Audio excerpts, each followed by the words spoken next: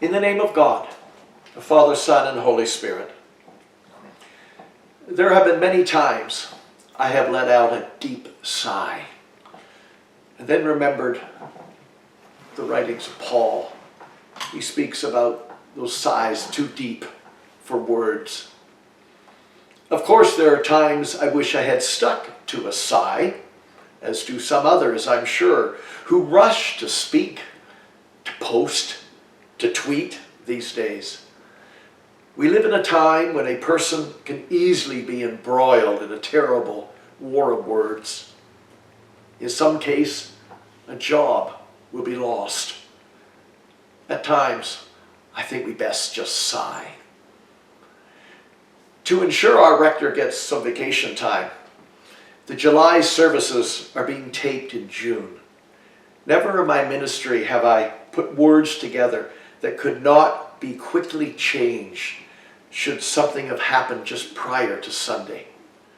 So I pray that when you hear these thoughts, they will help you deal with the events of the time when you are listening to them.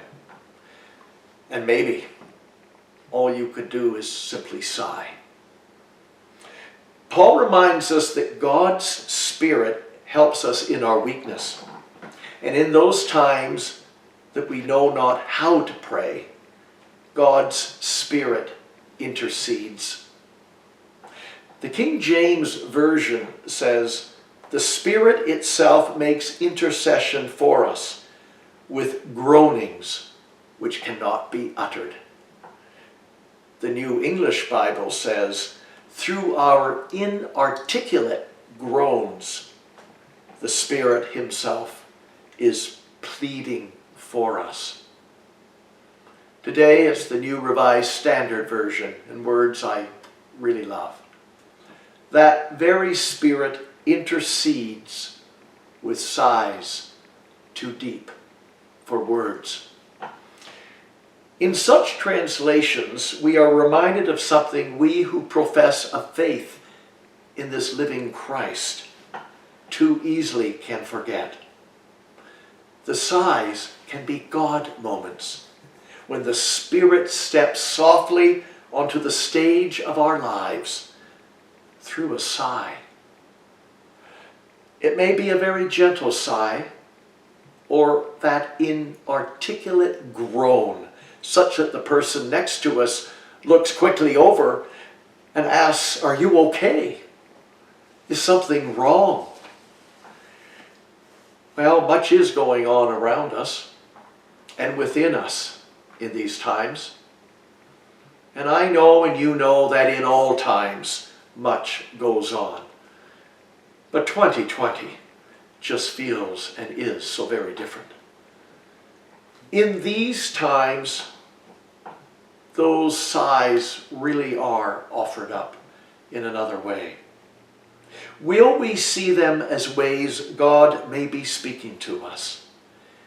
Can it be the Spirit interceding, stepping into the situation to help us on the way? Can that sigh be as the mustard seed, as that small amount of yeast, the field's small treasure, that one little pearl we hear about in the parable today? Out of such small things, small moments, something of God's wisdom and kingdom is discovered. The parable also speaks of a large net holding fish, both good and bad, with the bad being thrown into the fire. Jesus used much hyperbole in his teachings. Some, of course, will see that those fires are all for evil, sinful people. Others will see it more about the deeds, the thoughts, the actions tossed into the fires.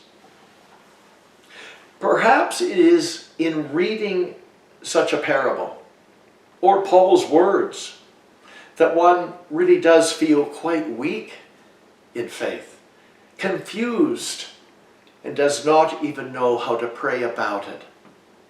in such moments, a sigh can be offered. Oh, at times, I know a sigh is just that. A sigh is just a sigh. Yet, can we be open to a God who surprises us in some of those sighs? May we listen to what the Spirit could be saying to us? I believe that one thing God is saying to us in this time is just listen. Please, just listen. Can we be open to the possibility then that at times a sigh is so much more than just a sigh? The Spirit of God is interceding with sighs too deep for words. Will we listen to what the Spirit is saying to us and to Christ's church in this time? God bless us as we listen.